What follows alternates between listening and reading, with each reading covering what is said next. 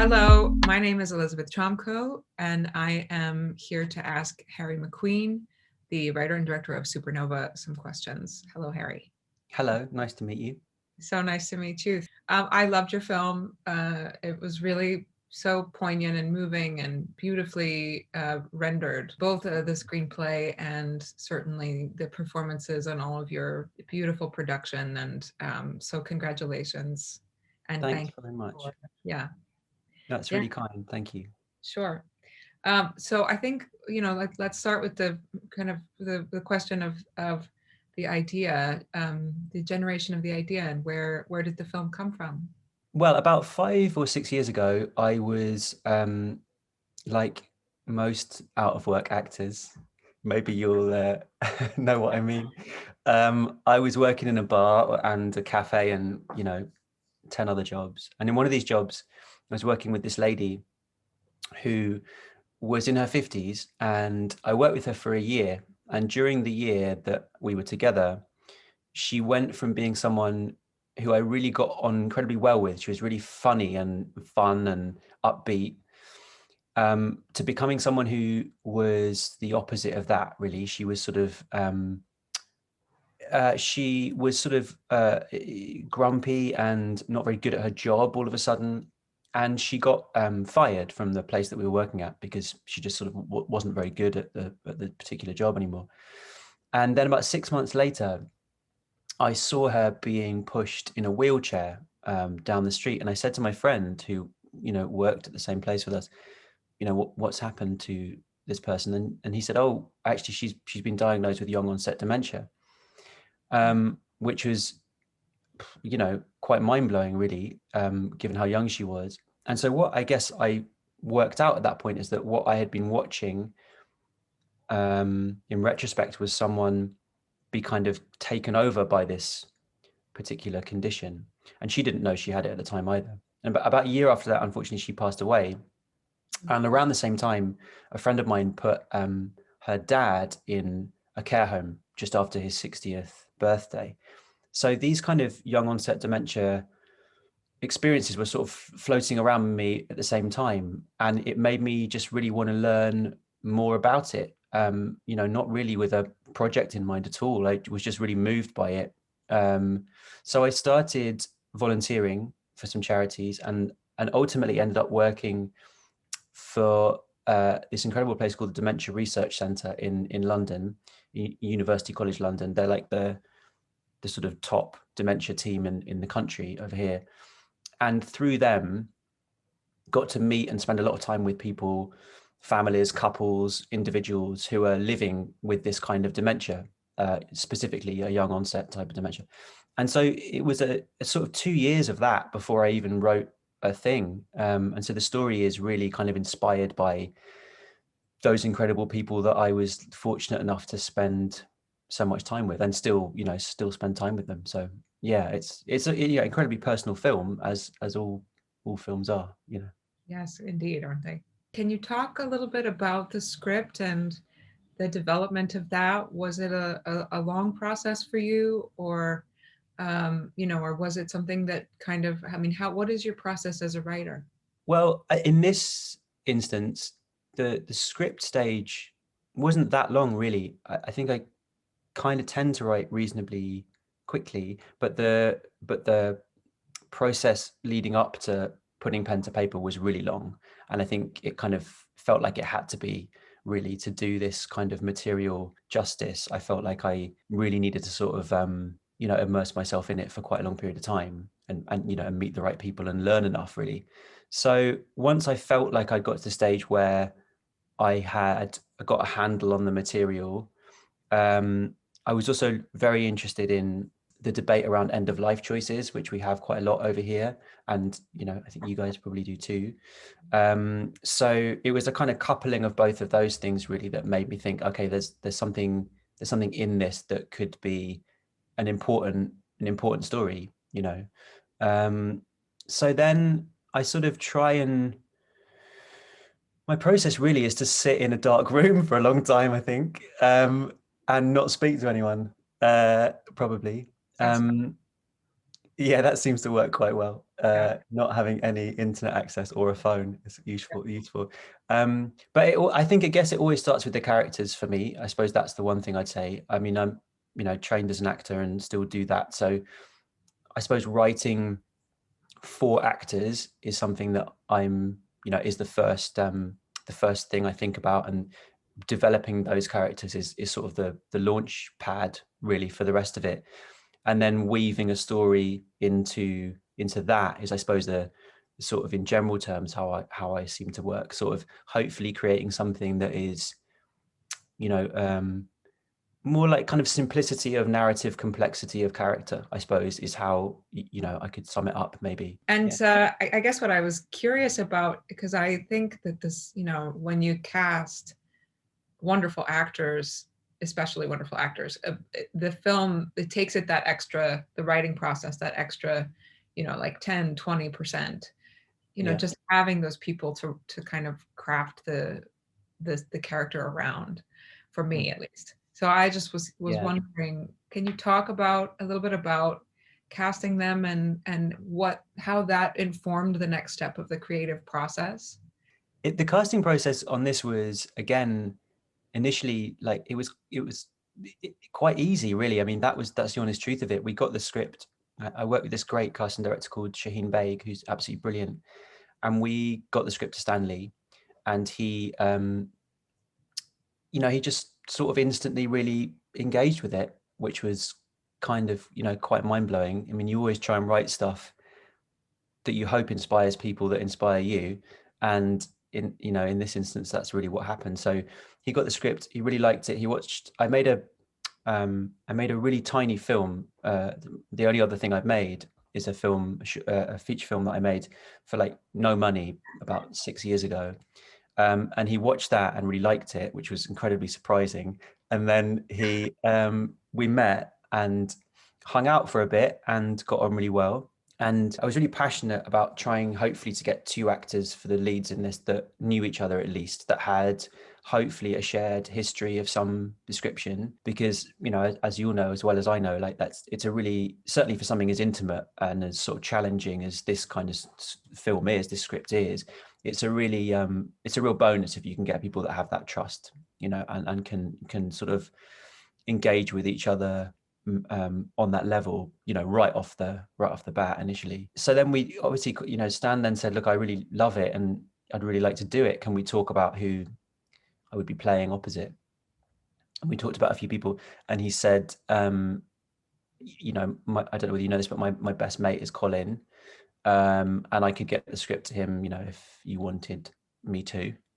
At which point, obviously, I said, No. don't think Colin's a very good actor. He's quite wooden. Yeah. I've heard he's a nightmare, all that kind of stuff.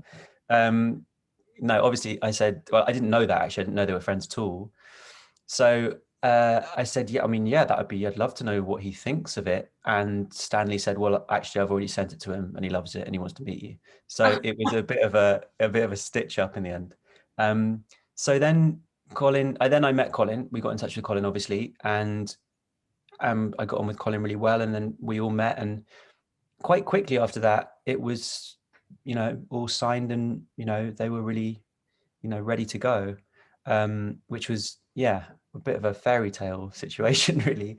But I think, that's the other part of your question. I think it's a really nice part of the process when you've finally locked in, the bodies that are going to be manifesting those roles, because I think not only does it does inform the creative process going forward. I think, like, I definitely went back and rewrote some of the script, just sort of like nuancing stuff, like fleshing out moments with those guys in mind, which was a really useful thing to do. And like the character, Stanley and Colin actually swapped roles about 2 weeks into the process, because we'd cast them the other way around, and then they kind of thought, well, I don't know whether this is the right way around. It feels like maybe it would work better the other way. And so I was a bit hesitant, obviously, about that. And then they very kindly, like, auditioned for me. So we sat down and sort of had this crazy day in this room where they read both parts, which is, you know, unheard of, obviously. And it just felt right the other way around. And I hadn't considered it in, you know, previously. And so once we settled on that, I then sort of shaped the script a little bit more in a different direction. I sort of refined the fact that that Stanley's character would be from America. So I kind of made those kind of necessary changes or subtle changes. But it's really like, yeah, it's really gratifying, that bit, I think. So, so actually, Stanley was cast as the other role initially. Mm. You approached Stanley Yeah. for that role, Mm. and then and Colin for the role for Yeah. Stanley's role, and then they swapped.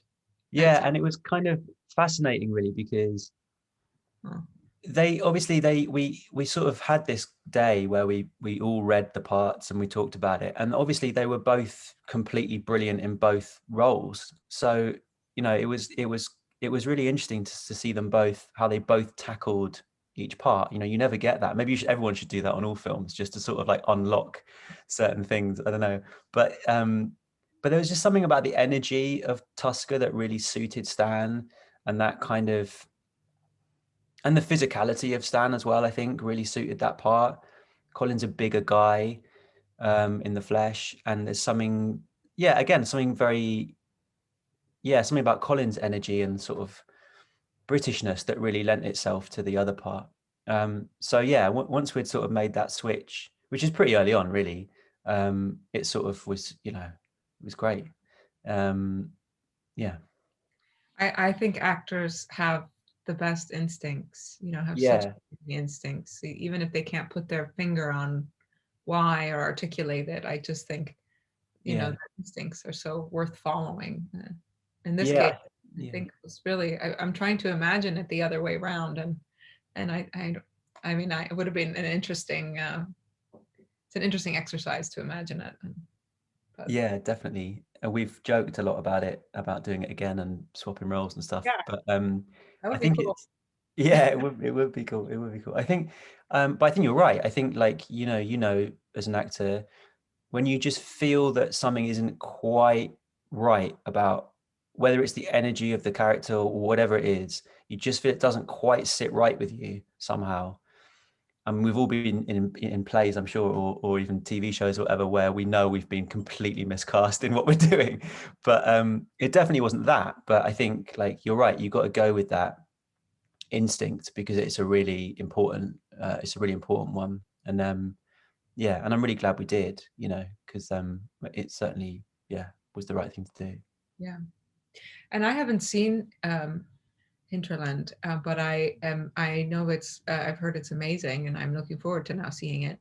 And you were in that's your first film, right? Yeah, that's right. Yeah, yeah. And you were in that as well. Yeah, I was in it, but not. I'm always aware that this always sounds like I'm totally lying when I say this, but it wasn't. I wasn't meant to be in it, and the only reason I was in the end was because we couldn't afford to pay anyone else, and there was no room. There was, like, we made the film with 6 people, cast and crew, and we made it for £11,000 in, like, 12 days or something. So, like, a tiny movie, and it's, like, similar in a way. It's a small kind of road movie, just about two old friends that are sort of revisiting a place from their past. So it has its sort of similarities to Supernova in a way. It's a very different film, but yeah. So I ended up sort of being in it and doing all the other stuff, producing it, writing it, whatever. But that's just what you have to do when you have never made anything before and you want to make something. And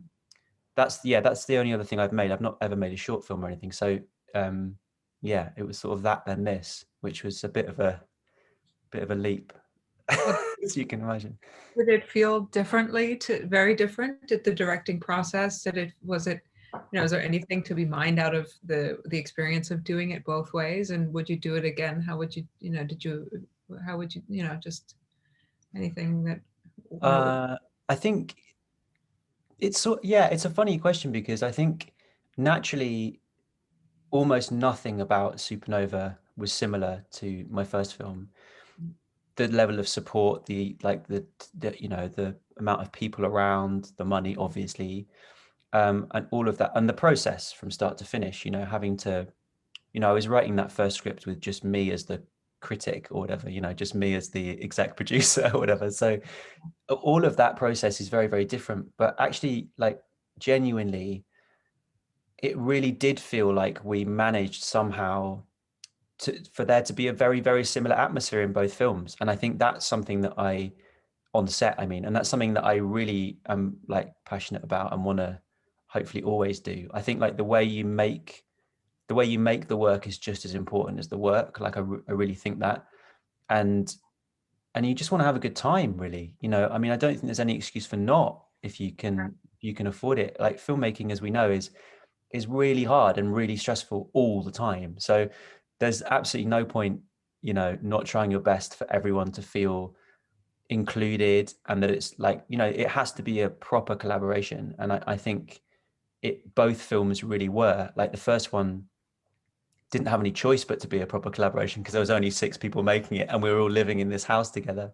So it had that family vibe. But Supernova really did too. It really did. It felt like we all lived in the same place. Everyone, Colin, Stanley, me, everyone, all the crew had the same digs. We were in the middle of nowhere, and everyone got on, and it felt like, like a proper cohesive team. And I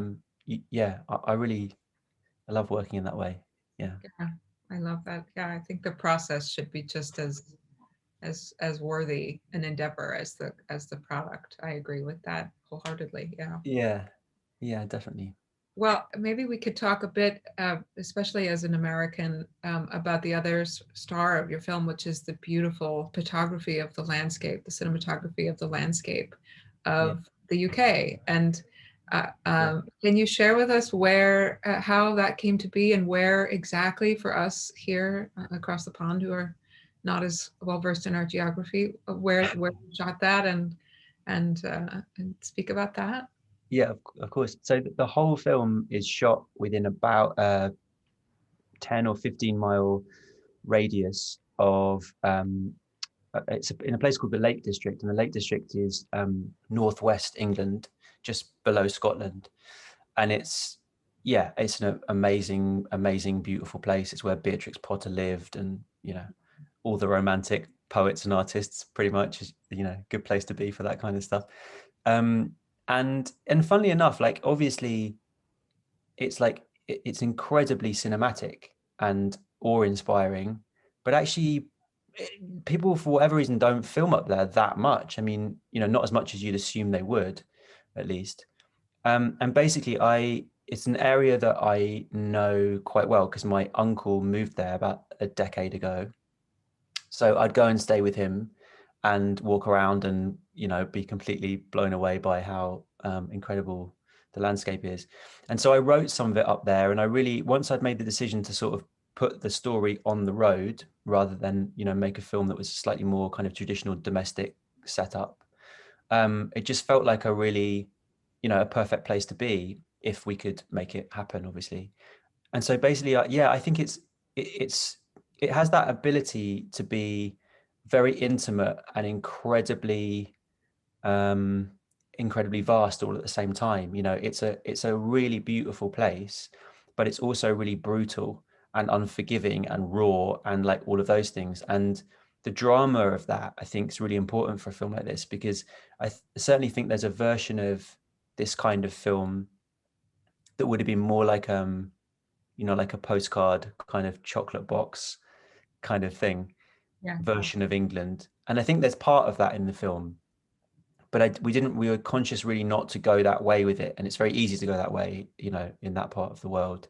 It sort of felt like, the other character in the film being the landscape and them traveling through it, it had to sort of really reflect the emotions and the themes of the film, and, the character states of mind, or whatever point. So yeah, we really focused on it being like quite harsh when it needed to, and quite calm and tranquil when it needed to. So that was like a big part of it, really. And I worked with Dick Pope, who's just amazing and fun. And weirdly, when I graduated from drama school, I got this part in a Richard Linklater film called Me and Orson Welles. This tiny part.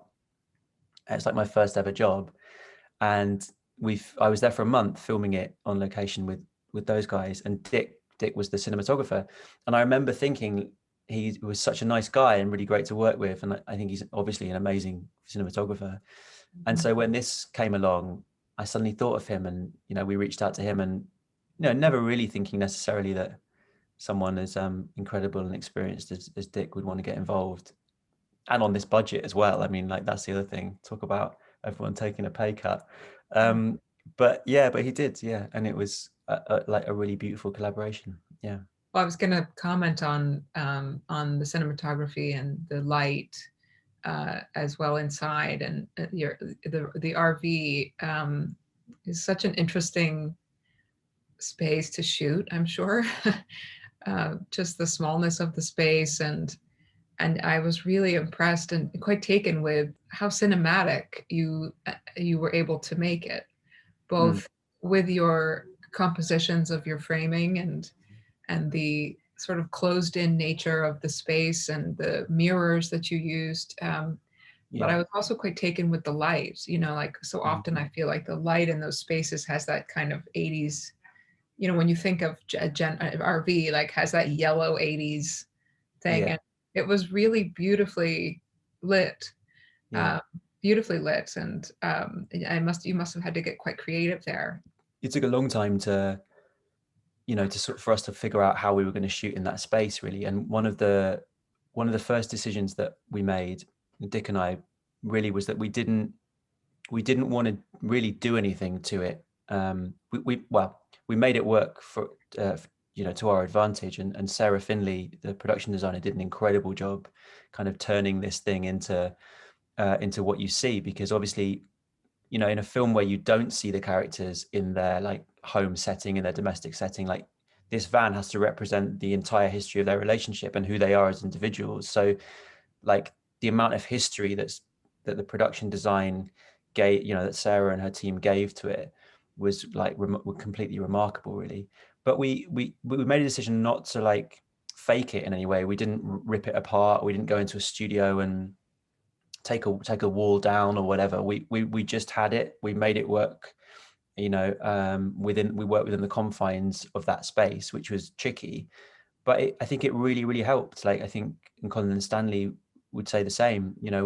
All we were sort of searching for, of course, goes without saying, was sort of the truth of the situation all the time and the authenticity of the situation they were in. And so to be forced to all be in this tiny, intense, intimate box for a while was really great, and it really helped. And it does like inform how you light it, where you can put the camera, or rather where you can't put the camera, what you can do with the camera in terms of movement. But you have to, like, I think if you're going to do that, you have to take all of that, with it, I think. And I think it really works for this kind of film, for sure. Although, being driven around the Lake District in the back of that van by Colin, and not sure is something I want to do again.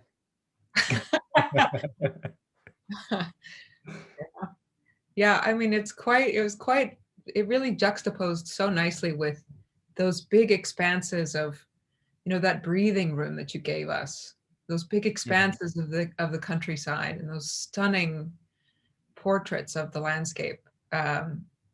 And it tied in beautifully with the theme of space and the universe and the stars. See the kind of the shoebox closing in on them. It just was a really beautiful metaphor, but also a beautiful, just as a viewer, to kind of see that intimacy, and then the wide open space, that like sort of roller coaster. I really loved that. It just works so well. Oh, thanks. Yeah, I think there was a big focus really on, from right at the start, from script stage, obviously, but all the way through, on the kind of juxtaposition between the micro and the macro in the film, like an intimate little story placed within a much bigger context, like literal and, emotional and metaphorical and all that. I think felt like the heart of the film, really. And obviously it allows you to be, quite cinematically bold, and, or at least, take in those beautiful landscapes, and Yeah. felt right to do it. Yeah. I was also wondering about your score, Yeah. and I thought the score was so beautiful and haunting, and just right, just uh, enough, that the sparseness of it, and yet the grandeur when it came, the sort of, the energy of it when it did come. I Mm, really thought that was so beautifully rendered, and allowing the dialogue to really kind of be the music of the movie, and mm. their dynamic to be the music of the movie. But the score was really beautifully made, and written and composed and utilized. So I just wondered if you'd share a little bit about that creative process. Yeah, definitely.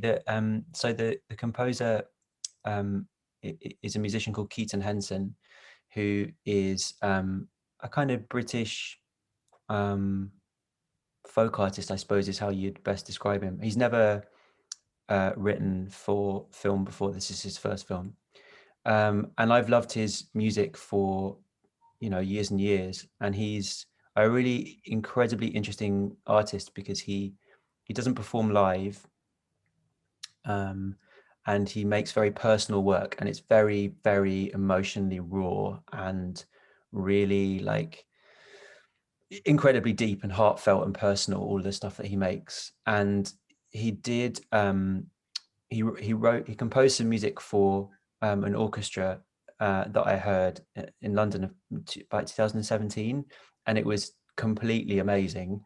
And so when his name was suggested, Sarah Bridge was the music supervisor on the film, and she suggested him. And suddenly, just it was one of those moments where I thought, oh, he is exactly what it should be. Like, he's never made film music before, but who cares? Like, this has to be him. And so, yeah, and it was a great collaboration. I think what he's managed to do with very little resources really is quite incredible. Like the music, as you say, is like it's really delicate and fragile, but also big and like bold and cinematic when it needs to be. And it's no mean feat really to kind of like vocalize.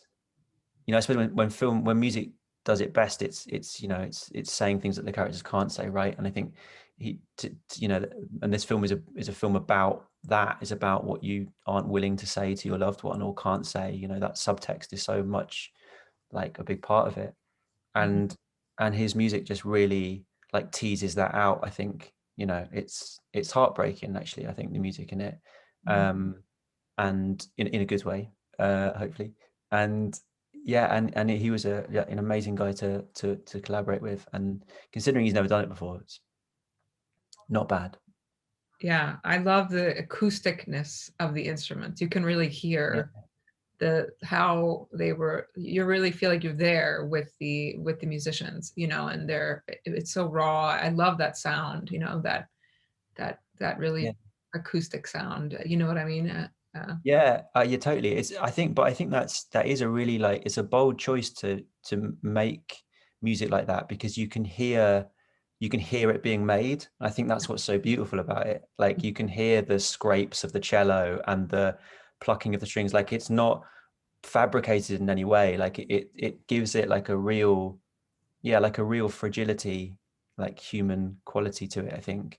Yeah, Um, which is definitely, yeah, not to everyone's taste probably, but like I think it's really beautiful.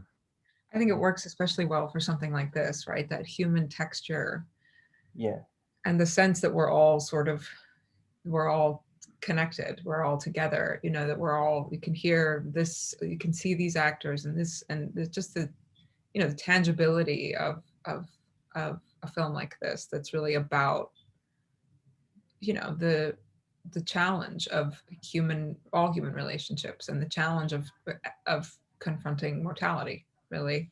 yeah, yeah, I agree. Like it's like frailty, really, isn't it? I guess we're all frail, and life is frail, and their relationship is quite frail, and in a life-affirming way, I hope. But yeah, it seemed to like make sense to sort of follow that through musically. But especially, I think, our frailty is kind of nipping us all at the heels these days with what's going on in the world. And has it been, I'm sure it's been so interesting to release this film, or begin to release this film in the middle of this moment in 2021 and in a pandemic. And are you doing all of your things from exactly where you are right now? I imagine from one room.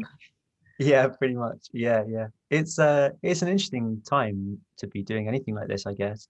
And you just have to adapt to it, like everyone's adapting their lives right now to make it work. But but also it's a privilege to be doing it. It's really great, of course. It's odd to be doing it, not in person, none of it. But we're really lucky because, people like Bleecker Street and Studio Canal and all the other people that are supporting us, are really positive and really want a theatrical release for the film. And that's sort of, hopefully something that's going to happen everywhere, because, you just hope that people right now feel or get to feel safe enough to go into those spaces and, and watch theatre and watch films and all that kind of stuff. I think, it's important. It's certainly important for me. Like I feel really strongly that the experience of watching something in a room with strangers is it's the only reason really I want to make films, if I'm honest. I think that's just, it's just very important. It's like a political act, to go and watch something, and respond to it in a room with people you don't know. So it's great that that's happening. And then it's also really great to be, it will be then, released online quite soon after. So, people that are at home can watch it at home, which is also brilliant. But it's been a funny time. I mean, we finished we picture locked the film. We finished the edit just before the first lockdown over here. So the whole post-production was done remotely, apart from the very last part of it when we could travel a bit more. But so it's been an interesting experience for sure. I agree with you about the theatrical experience. I think sitting and having an emotional journey with a room full of strangers in a dark room, it really is something that makes us all understand that we're more alike than we are different, all of us. And there is an energy about that I miss these days, and I hope returns, in a meaningful way, because I do think it's an important part of storytelling, is that connection, that making meaning out of chaos, and doing it kind of together, sharing in it together. I agree. Yeah. Well, okay, I think our time is up, and I am very grateful to you for making this film and for talking to me this morning and this evening for you. And congratulations. Thank you very much. It was really lovely to chat to you.